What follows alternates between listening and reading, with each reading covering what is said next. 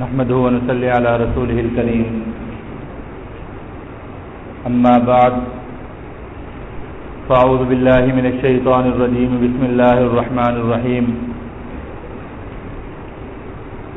إنما يخشى الله من عباده العلماء قال النبي صلى الله عليه وسلم فقيه واحد أشد على الشيطان من ألف عابد او كما قال علیہ الصلاۃ والسلام۔ میرے واجب القدر بھائیو، دوستو، بزرگوں، ہماری آج کی نشست کا موضوع امام اعظم امام ابو حنیفہ رحمہ اللہ تعالی کے مناقب اور ان کے حالات ہیں۔ حضرت امام صاحب امام اعظم امام ابو حنیفہ رحمہ اللہ تعالی امت کے محسن اعظم ہیں اور امت کے ان لوگوں میں سے ہیں جنہوں نے امت کے لیے بہت بڑی خیر کا کام کیا، جن کا کام، جن کا علم اور جن کی محنتیں قیامت تک آنے والے انسانوں کے لیے ذخیرہ آخرت بھی ہیں اور دنیا میں ہدایت کا ذریعہ بھی ہیں۔ امام اعظم رحمہ اللہ تعالی، آپ کا نام نعمان تھا اور آپ کے والد محترم کا نام ثابت،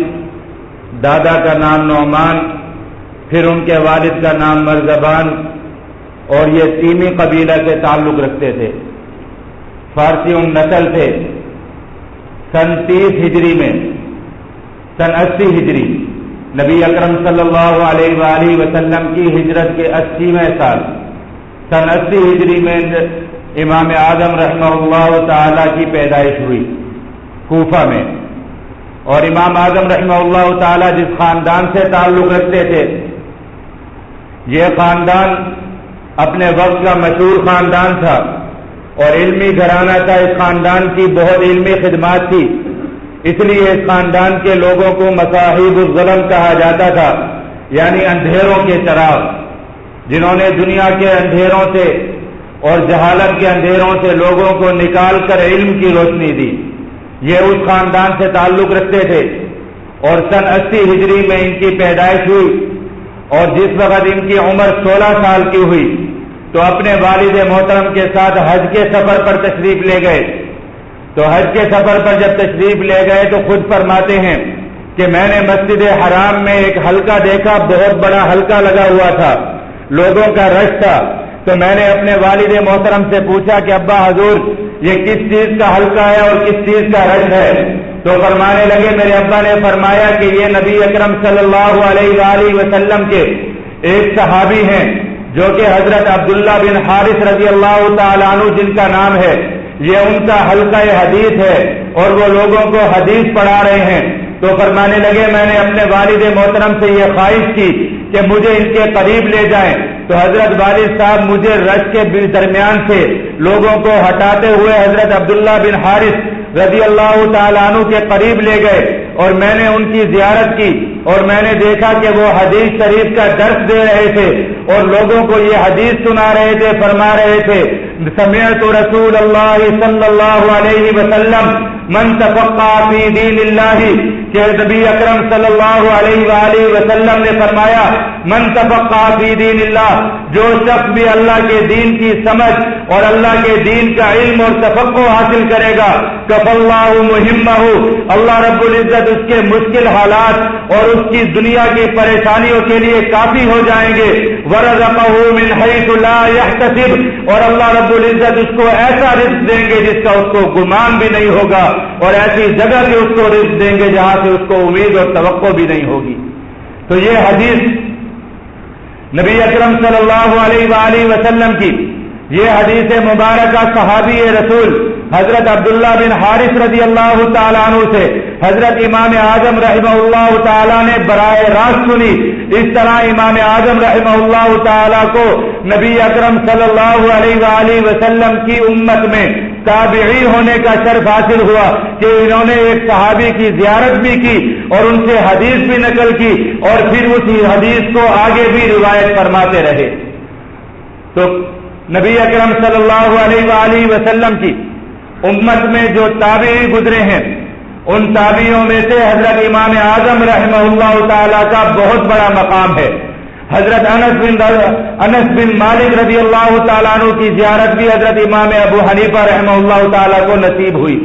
اسی طرح کئی اور متعدد صحابہ کرام رضوان اللہ تعالیٰ علیہ مجمعین کی زیارت کا شرف ان کو حاصل ہوا. اس لیے ائمہ اربعہ میں سے سب سے زیادہ صحابہ کرام رضوان اللہ تعالیٰ علیہ مجمعین کی زیارت اور ان کی صحبت کو حاصل کرنے والے امام اعظم رحمہ اللہ تعالیٰ ہیں. تو امام اعظم رحمہ اللہ تعالیٰ امت کے تابعی طبقے میں سے ہیں اور امام صاحب کا قیام کوفہ میں تھا. حضرت عمر فاروق رضی اللہ تعالیٰ عنہ نے سن 17 ہجری میں حضرت سعد بن ابی وقاص رضی اللہ تعالیٰ عنہ کو کوفہ کی طرف روانہ فرمایا اور ان کو حکم دیا کہ کوفہ کے علاقے کو جا کر آباد کریں اور اس کو جا کر ایک شہر بنائیں. تو حضرت سعد بن ابی وقاص رضی اللہ تعالیٰ عنہ نے کوفہ میں جا کر سب سے پہلے کوفہ کے وسط میں ایک جامع مسجد بنائی اور اسی کے ساتھ دارالامارہ بنایا اور اس کے ارد گرد کئی صحابہ کرام رضوان اللہ تعالیٰ علیہ مجمعین کے مکانات تھے. انہی مکانات میں امام اعظم رحمہ اللہ تعالیٰ کا بھی مکان بھی تھا اور دکان بھی تھی. امام اعظم رحمہ اللہ تعالیٰ ان کے خاندان کا پیشہ ریشمی کپڑے کی تجارت تھا. ریشم کے کارخانے تھے, پھر انہی سے کپڑا بنتا تھا اور وہ دکانوں پر بکا کرتا تھا. بہت متمول اور مالدار گھرانے سے امام اعظم رحمہ اللہ تعالیٰ کا تعلق تھا اور اللہ رب العزت نے ان کو فطری ذہانت اور فطری طور پر ایک نیک طبیعت دی تھی اور بہت زیادہ ذہین اور فطین تھے. اس لیے کوفہ کا شہر صحابہ کرام رضوان اللہ تعالیٰ علیہ مجمعین نے آباد فرمایا اور کوفہ کی گلی کوچہ میں ہر جگہ پر علم کے حلقے لگا کرتے تھے. کوفہ دارالعلم تھا, وہاں سے لوگ علم حاصل کیا کرتے تھے, دور دور سے لوگ آ کر علم حاصل کیا کرتے تھے. لیکن تہذیبوں کے اختلاف کی وجہ سے اور مختلف نو مسلم لوگوں کی وجہ سے اور مختلف طبقات کے لوگوں کے مسلمان ہونے کی وجہ سے مسلمانوں میں فرق باطلہ باطل قسم کے فرقوں نے بھی جنم لینا شروع کر دیا, جن میں زنادقہ, قدریہ, جہمیہ اور اس قسم کے روافض اور خوارج قسم کے فتنے تھے. امام اعظم رحمہ اللہ تعالی نے جب جوانی میں قدم رکھا تو آپ نے علم کلام کو حاصل کیا اور پھر نبی اکرم صلی اللہ علیہ وآلہ وسلم کے دین کی حفاظت کے لیے اور دین کی وکالت کے لیے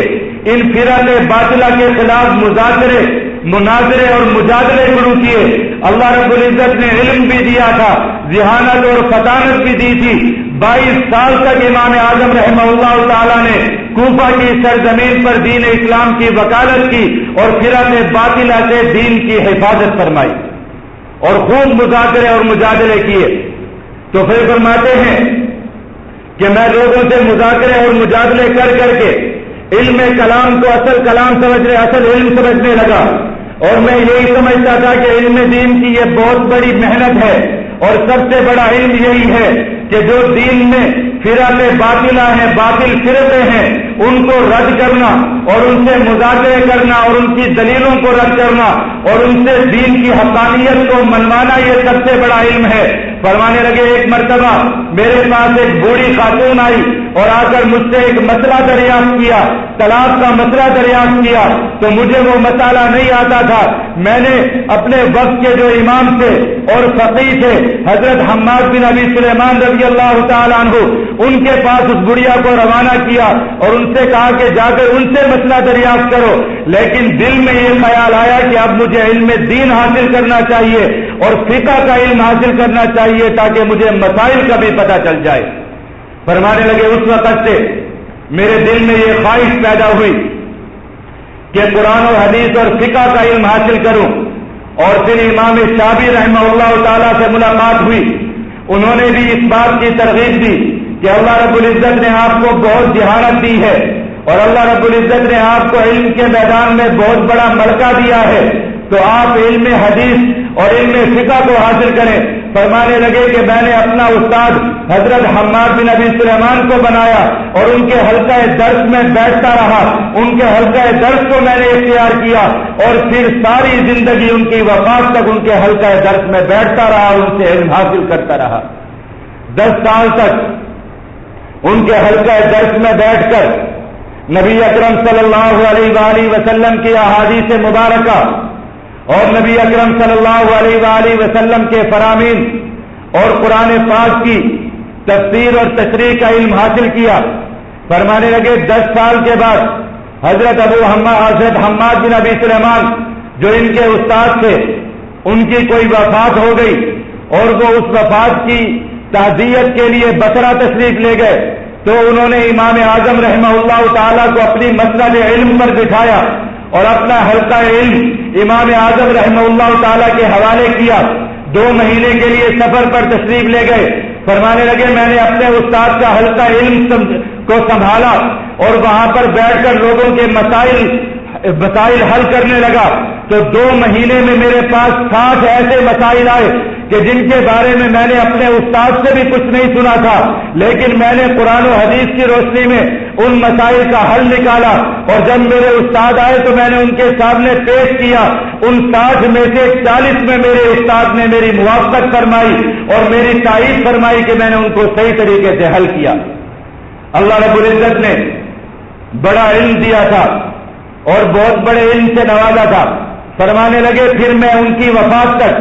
اپنے استاد محترم کی وفات تک ان کے حلقہ درس میں بیٹھتا رہا اور ان سے علم حاصل کرتا رہا۔ جب ان کے استاد دنیا سے تشریف لے گئے تو فرمانے لگے لوگوں نے ان کی مسند پر ان کو بٹھایا، تو فرمانے لگے مجھے ڈر لگتا تھا کہ اپنے استاد کی مسند پر کیسے بیٹھوں۔ تو فرمانے لگے میں نے خواب میں دیکھا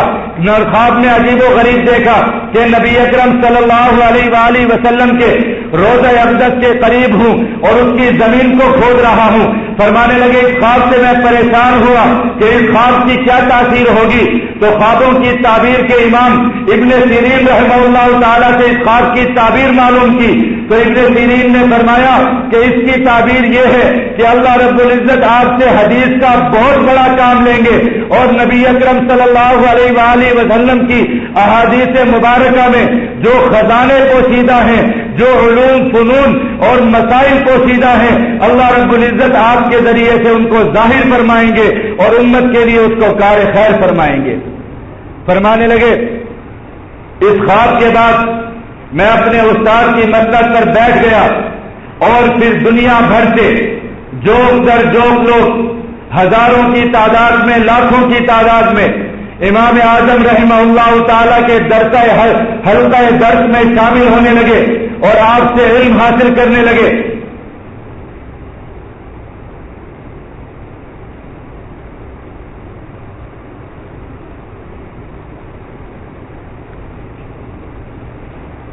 اللہ رب العزت نے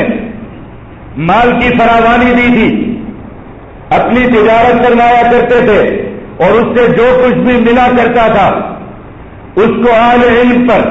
اور اپنے شاگردوں پر خرچ کیا کرتے تھے۔ اس لیے مشہور ہے کہ امام اعظم رحمہ اللہ تعالی کے پاس جو کوئی بھی غریب آتا اور اس کے پاس دنیا کمانے کا ذریعہ نہیں ہوتا تھا،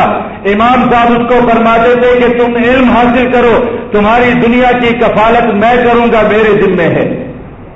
امام اعظم رحمہ اللہ تعالیٰ کے شاگردوں میں امام ابو یوسف رحمہ اللہ تعالیٰ کا بہت بڑا نام آتا ہے اور امت کے بہت بڑے محسن ہیں اور فقہ کی میدان کے بہت بڑے شاہ سوار ہیں اور قیامت تک ان کے مسائل کی روشنی میں اور ان کی علمی خدمات کی بدولت امت کو بہت بڑی خیر ملتی رہے گی۔ امام ابو یوسف فرماتے ہیں کہ ایک مرتبہ میں امام اعظم رحمہ اللہ تعالیٰ کے درس میں آتا تھا، لیکن مالی تنگی کی وجہ سے میں نے درس میں آنا چھوڑ دیا۔ کافی دنوں بعد میں واپس آیا تو مجھ سے امام اعظم نے پوچھا کہ آپ کیوں نہیں آئے درس میں اور آپ نے ناغہ کیوں کیا؟ تو میں نے بتایا کہ مالی تنگی تھی، گھر کی کفالت کے لیے کچھ کما رہا تھا، کچھ پیسے جمع کر رہا تھا تاکہ گھر والوں کی کفالت کر سکوں، اس لیے حلقہ درس میں شامل نہیں ہو سکتا تھا۔ تو فرمانے لگے مجھے امام صاحب نے فرمایا کہ آپ حلقہ درس میں آتے رہا کریں، اور مجھے ایک تھیلی پکڑائی. اس تھیلی کو میں نے کھول کر دیکھا تو اس میں 100 درہم تھے. اور امام صاحب نے فرمایا کہ جب یہ خرچ ہو جائیں تو مجھے اور بتلا دینا، میں اور دے دوں گا. پھر فرمانے لگے میں جب تک علم حاصل کرتا رہا مجھے کبھی بھی امام صاحب کو بتلانا نہیں پڑا کہ میرے پاس پیسے ختم ہو چکے ہیں یا میرے پاس درہم ختم ہو چکے ہیں، بلکہ پہلے پیسے ختم ہونے سے پہلے امام صاحب مجھے ایک اور تھیلی دے دیتے جس کو میں خرچ کرنا شروع کر دیتا، اور اس طرح میں ساری زندگی علم حاصل کرتا رہا اور علم پھیلاتا رہا. امام حسن بن زیاد رحمہ اللہ تعالی بہت بڑے فقیہ ہیں. ان کا قصہ بھی اسی طرح لکھا ہے کہ وہ امام صاحب کے حلقہ درس میں آتے تھے تو ان کے والد محترم نے ان سے کہا کہ تم تو امام ابو حنیفہ کی طرح مالدار نہیں ہو، تمہارے تو کوئی ریشم کے کارخانے یا ریشم کے کپڑے کی دکانیں نہیں ہیں، اس لیے تم علم حاصل نہیں کر سکتے. تمہاری بہنیں بھی ہیں، گھر میں صرف واحد کفیل تم ہو، اس لیے تم علم حاصل مت کرو بلکہ کچھ ذریعہ معاش کرو.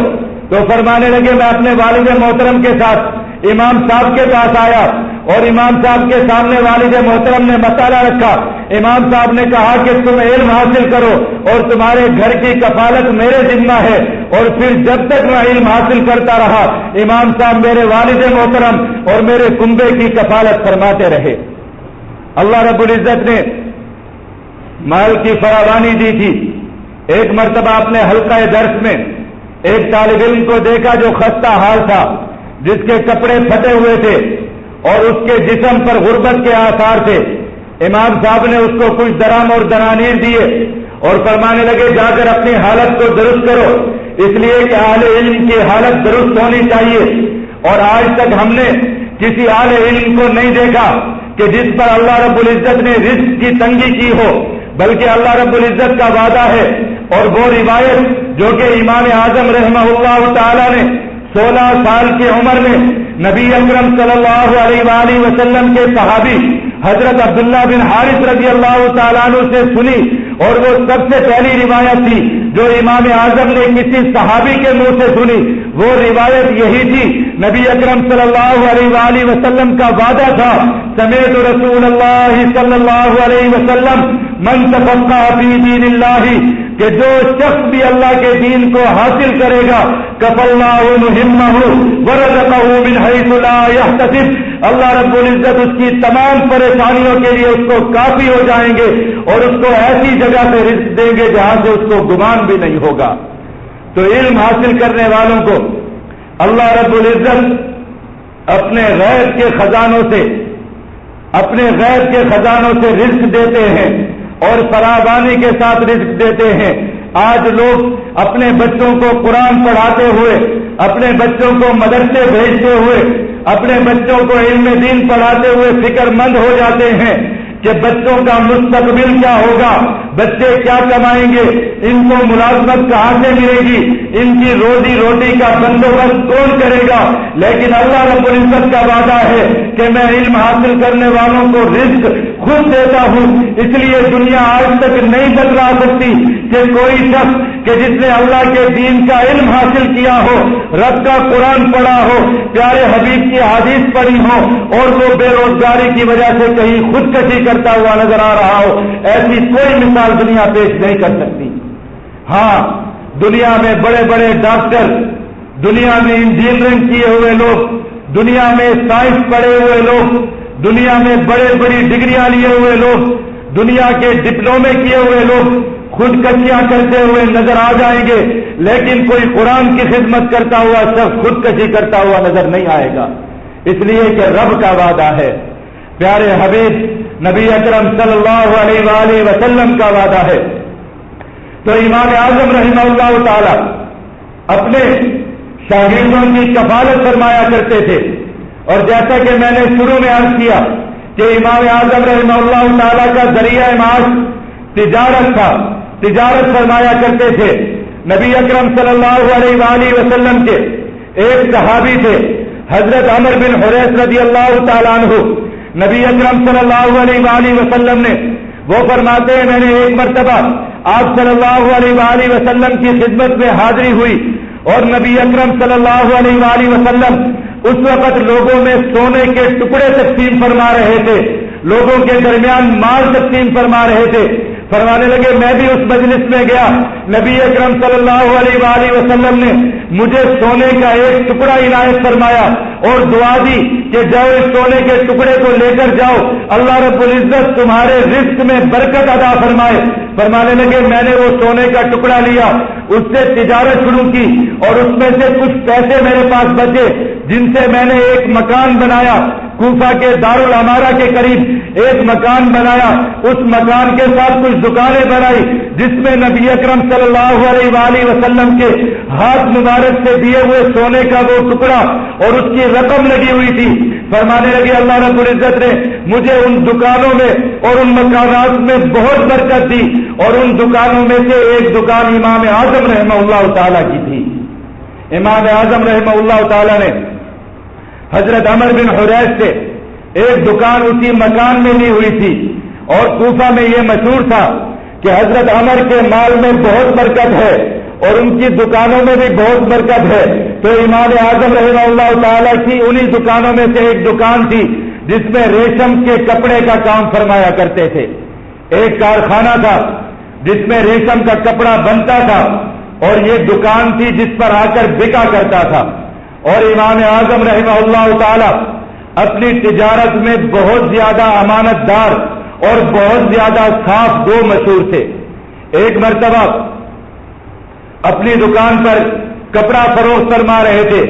ایک گاہک کپڑا خریدنے کے لیے آیا اور اس کو کپڑا فروخت کر دیا۔ کپڑا فروخت کرنے کے بعد امام صاحب کو ان کے ملازم نے بتلایا کہ ہم نے جو کپڑا اس کو دے دیا ہے اس میں تھوڑا سا عیب تھا، اور دیا ہم نے اس کو اصلی حالت پر ہے۔ امام صاحب کو یہ سن کر بہت افسوس ہوا، بہت کوشش کی کہ وہ شخص مل جائے کہ جس کو وہ کپڑا فروخت کیا گیا ہے، لیکن اس شخص کا کوئی اتا پتہ نہیں تھا۔ تو امام صاحب فرماتے ہیں کہ میں نے اس سے 10 گنا زیادہ اللہ رب العزت کے راستے میں صدقہ کیا، پھر بھی دل کو اطمینان نہیں ہوا کہ یہ کیا ہو گیا۔ اتنا اللہ رب العزت کا خوف تھا تجارت میں اور اپنے مالی معاملات میں، اللہ رب العزت کا خوف فرمایا کرتے تھے۔ اور فرماتے ہیں کہ میں اپنے اعزاء اور اپنے اقارب اور اپنے جاننے والوں سے نفع نہیں لیتا، اس لیے جاننے والوں میں سے ایک مرتبہ ایک شخص نے کہا کہ مجھے فلاں قسم کا کپڑا درکار ہے، جب وہ آپ کی دکان پر آ جائے تو مجھے بتا دیجیے گا۔ تو امام صاحب نے کچھ عرصہ بعد جب وہ کپڑا دکان پر آیا تو اس شخص کو اطلاع کی کہ آ کر کپڑا لے جاؤ۔ تو وہ شخص کپڑا لینے کے لیے آیا، امام صاحب نے اس کو کپڑا دیا، اس نے قیمت دریافت کی، امام صاحب نے فرمایا کہ 1 درہم اس کی قیمت ہے۔ وہ شخص ہنسنے لگا اور کہنے لگا امام صاحب اتنا قیمتی کپڑا ہے کہ آپ میرے ساتھ مذاق کرتے ہیں کہ 1 درہم میں دے رہے ہیں۔ فرمانے لگے نہیں، ایسی بات نہیں ہے، بلکہ میں نے 2 کپڑے خریدے تھے اور ان 2 کپڑوں کی قیمت 2 دینار اور 1 درہم تھی، تو ان 2 کپڑوں میں سے میرا ایک کپڑا 2 دینار میں بک گیا، باقی ایک کپڑا 1 درہم کا موجود ہے، اور میں اپنے اعزاء اور اپنے اقارب اور اپنے جاننے والوں سے نفع نہیں لیتا، اس لیے تمہیں 1 درہم میں یہ کپڑا دے رہا ہوں۔ امام صاحب کے عجیب معمولات سے ایک مرتبہ ایک بڑھیا اپنا کپڑا بیچنے کے لیے آئی اور آ کر امام صاحب کو کپڑا دکھایا۔ امام صاحب نے قیمت دریافت کی تو اس بڑھیا نے کہا کہ 100 درہم کا یہ کپڑا ہے۔ امام صاحب نے فرمایا کہ یہ کم قیمت ہے، زیادہ بتلاؤ۔ تو اس بڑھیا نے کہا 200 درہم کا ہے۔ فرمانے لگے ابھی بھی کم ہے، یہ کپڑا زیادہ قیمتی ہے۔ اس نے کہا 300 درہم دے دو۔ تو امام صاحب نے فرمایا کہ کپڑا اس سے بھی زیادہ قیمتی ہے۔ تو وہ عورت سمجھنے لگی شاید میرے ساتھ مذاق کیا جا رہا ہے۔ اس نے امام صاحب سے کہا کہ اگر آپ کو کپڑا نہیں لینا تو آپ میرے کپڑے کا مذاق تو نہ اڑائے، میرا مذاق تو نہ بنائے۔ تو امام صاحب نے فرمایا کہ کسی کپڑے کے جاننے والے شخص کو بلاؤ اور اس سے اس کپڑے کی قیمت لگواؤ، جو بھی قیمت بنے گی میں تمہیں ادا کروں گا۔ تو امام صاحب نے ایک شخص کو بلایا، اس شخص نے آ کر اس کپڑے کی قیمت 400 درہم لگائی۔ امام صاحب نے وہ کپڑا بڑھیا سے 500 درہم میں خریدا اور وہ بڑھیا دعائیں دیتی ہوئی امام صاحب سے رخصت ہوئی۔ تو اپنی تجارت میں اتنے امانت دار تھے۔ ایک مرتبہ ملازم نے ایک کپڑا اٹھایا اور اٹھا کر اس کپڑے کی تعریف کرنے لگا اور تعریف کرتے ہوئے کہتا ہے صلی اللہ علی محمد، نبی اکرم صلی اللہ علیہ وآلہ وسلم پر درود بھیجا تو امام صاحب رحمہ اللہ تعالی بہت غصے میں آ گئے اور اپنے ملازم سے کہنے لگے تو نے کپڑے جیسی حقیر چیز کی تعریف کے لیے نبی اکرم صلی اللہ علیہ وآلہ وسلم کا درود پاک پڑھا، تجھے اس بات پر شرم آنی چاہیے تھی۔ اور اسی بات پر امام صاحب نے اپنی دکان بند فرما لی اور فرمانے لگے کہ اب کئی دنوں تک میں تجارت نہیں کر سکوں گا، کوئی کپڑا فروخت نہیں کروں گا۔ آج لوگوں کی عادت ہوتی ہے کہ اپنی تجارت میں چھوٹی چھوٹی بات پر اللہ رب العزت کی قسمیں کھاتے ہیں، نبی اکرم صلی اللہ علیہ وآلہ وسلم کا نام مبارک لیتے ہیں، ایک ایک پیسے کے لیے، چھوٹے چھوٹے کام کے لیے اللہ رب العزت کا عظیم الشان نام، نبی اکرم صلی اللہ علیہ وآلہ وسلم کا عظیم الشان درود شریف اور آپ کا نام مبارک لے کر اپنی چیزیں فروخت کرتے ہیں، حالانکہ ان دنیا کی چیزوں کی کوئی قدر نہیں ہے۔ امام اعظم رحمہ اللہ تعالی ایک مرتبہ ایک شخص آپ کے پاس آیا اور آ کر کہنے لگا کہ آپ مجھ پر احسان فرمائیں، میری شادی ہونے والی ہے اور مجھے کپڑوں کی ضرورت ہے، تو آپ مجھ پر احسان فرمائیں اور مجھے کپڑے دے دیں۔ امام صاحب نے اس شخص سے کہا کہ تم میرے پاس ایک ہفتہ بعد آنا، میں تمہیں کپڑے دے دوں گا۔ تو وہ شخص چلا گیا، ایک ہفتے بعد وہ امام صاحب کے پاس آیا تو امام صاحب نے اس کو 20 دنانیر کے کپڑے دیے اور اس کے علاوہ اس کو نقدی میں کچھ دینار دیے۔ تو لوگوں نے پوچھا کہ آپ نے ایسا کیوں کیا؟ اس نے تو صرف آپ سے کپڑا مانگا تھا، تو آپ نے اتنا قیمتی کپڑا بھی دیا اور ساتھ اس کو نقدی بھی دی۔ تو فرمانے لگے میں نے نبی اکرم صلی اللہ علیہ وآلہ وسلم کی ایک حدیث سنی ہے، حضرت عبداللہ بن عباس رضی اللہ تعالیٰ عنہ سے مروی ہے کہ نبی اکرم صلی اللہ علیہ وآلہ وسلم نے ارشاد فرمایا کہ لوگوں تم میں سے تمہارا کوئی شخص بھائی، تمہارا کوئی مسلمان بھائی اگر تم سے احسان طلب کرے اور تم سے احسان کا مطالبہ کرے تو سمجھ لو کہ اس نے تمہیں امین بنا دیا اور اپنی ذات پر امانت دار بنا دیا، تو تم اس کے ساتھ امانت داری کا معاملہ کرو۔ تو فرمانے لگے کہ اس شخص نے بھی مجھ سے کہا تھا کہ مجھ پر احسان کرو، تو مجھے وہ آقا مدنی صلی اللہ علیہ وآلہ وسلم کی وہ روایت یاد آ گئی، تو میں نے اس شخص کے لیے پورا ہفتہ تجارت کی اور پورے ہفتے کی تجارت سے مجھے جو کچھ ملا میں نے وہ سب کچھ اس شخص کو دے دیا، وہ سارا کچھ اس کو دے دیا، اس لیے کہ پیارے حبیب نبی اکرم صلی اللہ علیہ وآلہ وسلم کا فرمان سامنے تھا۔ امام اعظم رحمہ اللہ تعالی اللہ رب العزت نے بہت بڑا علمی مقام دیا۔ امام ابو یوسف رحمہ اللہ تعالی فرماتے ہیں کہ میں نے روئے زمین پر قرآن و حدیث کا سمجھنے والا امام اعظم رحمہ اللہ تعالی جیسا شخص کوئی نہیں دیکھا کہ جس کو حدیث کے اسرار اور حدیث کے اندر مسائل کا استنباط کرنے کا علم امام اعظم رحمہ اللہ تعالی جتنا حاصل ہو، ایسا میں نے کوئی شخص نہیں دیکھا۔ امام مالک رحمہ اللہ تعالی فرمایا کرتے تھے کہ امام اعظم رحمہ اللہ تعالی ہم میں سب سے بڑے عالم ہیں، اور اگر وہ ہمیں یہ کہیں کہ یہ سامنے والا ستون سونے کا ہے تو مجھے ان کے علم پر یقین ہے کہ یقیناً یہ ستون سونے کا ہوگا، اور امام صاحب کے پاس اس کی دلیل بھی موجود ہوگی۔ امام احمد رحمہ اللہ تعالی، امام احمد بن حنبل رحمہ اللہ تعالی فرمایا کرتے تھے کہ میں نے زہد، تقوی، علم اور فکر آخرت میں امام اعظم رحمہ اللہ تعالی کو جو مقام حاصل تھا اس مقام پر کسی شخص کو نہیں دیکھا۔ امام شافعی رحمہ اللہ تعالی فرمایا کرتے تھے کہ جس شخص کو بھی دنیا میں فقہ کا علم حاصل کرنا ہو تو وہ امام اعظم رحمہ اللہ تعالی کے قدموں میں جا کر بیٹھے یا امام صاحب کے شاگردوں سے جا کر حاصل کرے۔ اللہ رب العزت نے یہ علم کا مقام نصیب فرمایا تھا۔ امام جعفر رضی اللہ تعالی عنہ تشریف لائے، امام اعظم رحمہ اللہ تعالی کے ساتھ ملاقات ہوئی، سفر حج پر ملاقات ہوئی، امام اعظم رحمہ اللہ تعالی سے ملے اور آپ سے کہنے لگے میں نے سنا ہے کہ آپ قیاس پر عمل کرتے ہیں، آپ اپنی عقل کے ذریعے سے اپنے مسائل بتلاتے ہیں اور احادیث مبارکہ کو چھوڑ دیتے ہیں، نبی اکرم صلی اللہ علیہ وآلہ وسلم کے فرمان کو چھوڑ دیتے ہیں،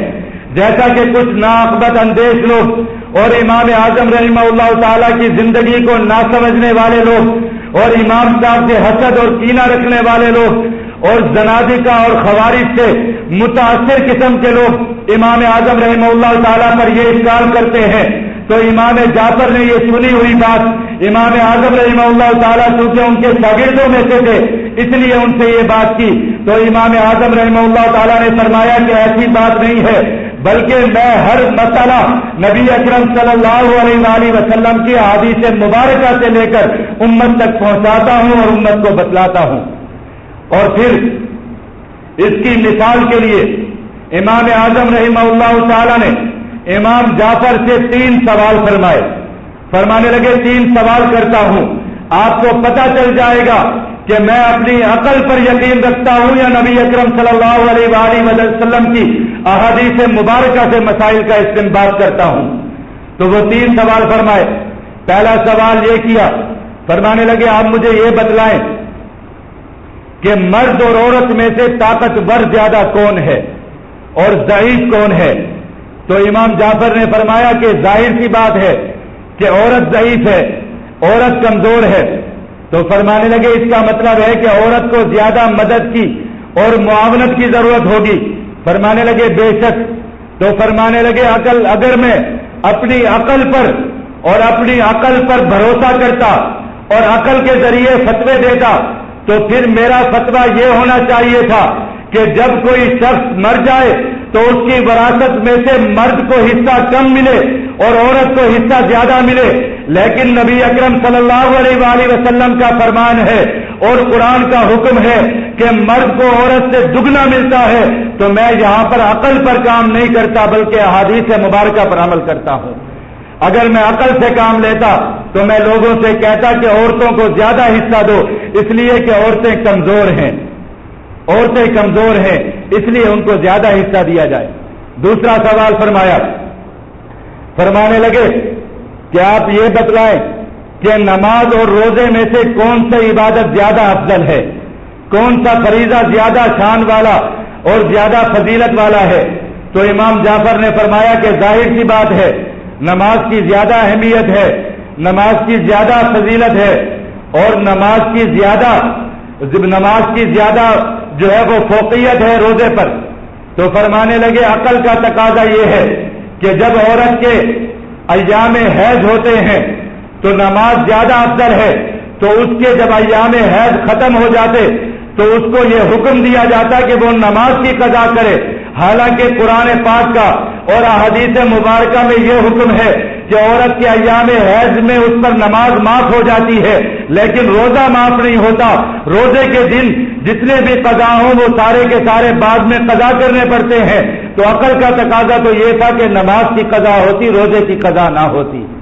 لیکن میں عقل پر عمل نہیں کرتا، احادیث مبارکہ میں جو مسئلہ ملتا ہے وہی بتلاتا ہوں۔ تیسرا سوال کیا، فرمانے لگے یہ بتلائیں کہ انسان کے جسم سے نکلنے والی جو نجاستیں ہوتی ہیں ان نجاستوں میں انسان کا پیشاب بھی ہوتا ہے،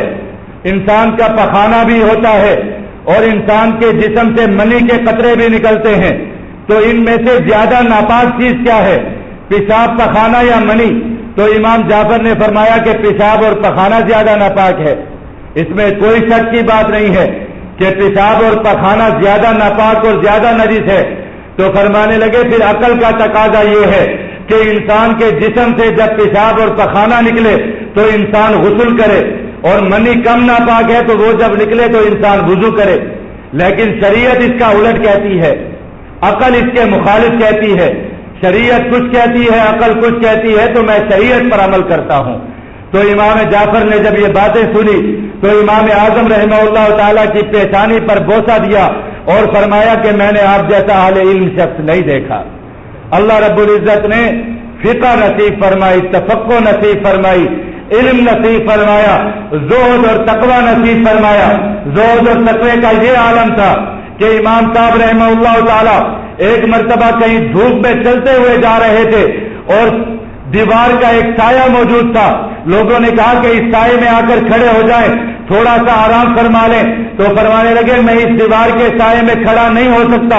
لوگوں نے وجہ دریافت فرمائی، فرمانے لگے کہ اس گھر کا جو شخص ہے، اس گھر کا جو مکین ہے وہ میرا مقروض ہے، اور اللہ رب العزت کا یہ فرمان ہے کہ اپنے جس سے قرضہ لینا ہو اس سے کوئی نفع حاصل مت کرو، اس سے جو بھی نفع لیا جائے گا وہ سود ہوگا۔ اگر میں اس شخص کے مکان کے سائے میں کھڑا ہو جاؤں گا تو یہ بھی سود ہو جائے گا، اور سود اللہ رب العزت نے حرام فرمایا ہے، اس لیے اس شخص کے مکان کے سائے میں کھڑا نہیں ہو سکتا، اس سائے سے دھوپ بہتر ہے۔ اللہ رب العزت نے امام اعظم رحمہ اللہ تعالیٰ کو زہد اور تقوی کا بہت بڑا مقام اور علم میں بہت بڑا مقام نصیب فرمایا۔ اس طرح فکر آخرت میں امام صاحب کو بہت بڑا مقام حاصل تھا۔ زندگی رہی تو انشاءاللہ اگلی نشست میں امام صاحب کی زندگی کے اور حالات، آپ کی وفات کا ذکر انشاءاللہ اگلی نشست میں عرض کیا جائے گا۔ اللہ رب العزت ہم سب کو اپنے بزرگ اور اپنے اسلاف کے نقش قدم پر چلنے کی توفیق عطا فرمائے۔ وآخر دعوانا الحمدللہ رب العالمین۔